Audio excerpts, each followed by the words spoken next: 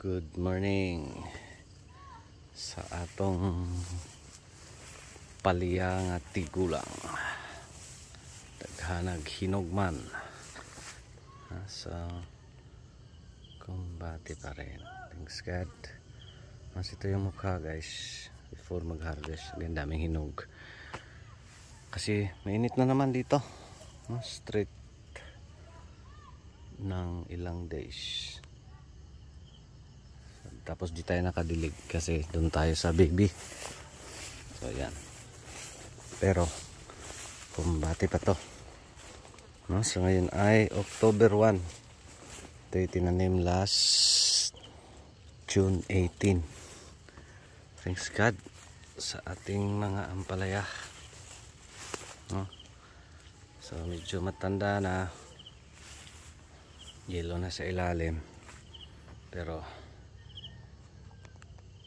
okay pa rin.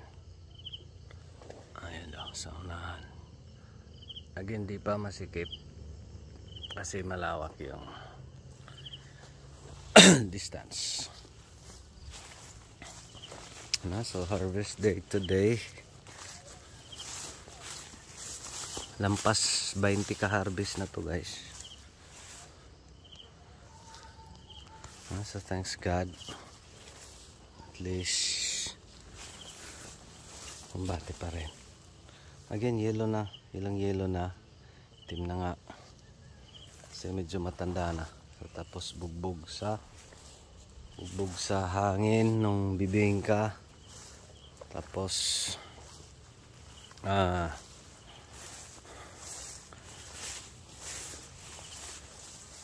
dumadapa. Pero again, lumalaban. Thanks God sa ating mga tanim. At least meron.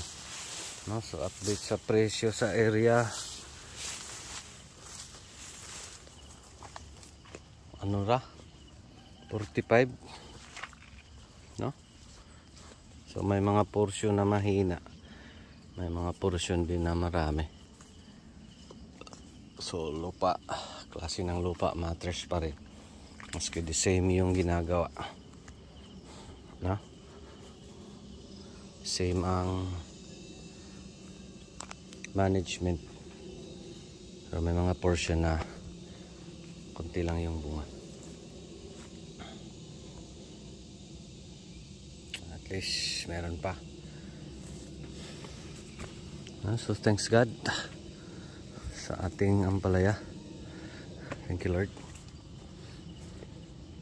Mas again, di pa masikip. Yan bang nagkumpuni-kumpuni na.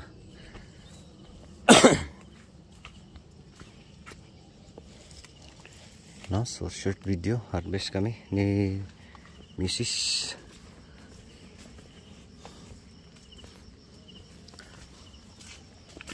Thank you Lord sa ulan. So may ulan kasi kahapon. So at least nakainom. Dito dumadapa. At least kumbati pa yan. Marami pang nakahandusay. Di as in-expect natin marami talaga. Pero at least based sa edad, buhay pa. Buhay na buhay. At saka mapagkikitaan pa. So again, daming hinog. Kasi nauhaw na naman to. So yan lang. Short video. God bless everyone. Thank you sa ating mga ampalaya. Thank you Lord.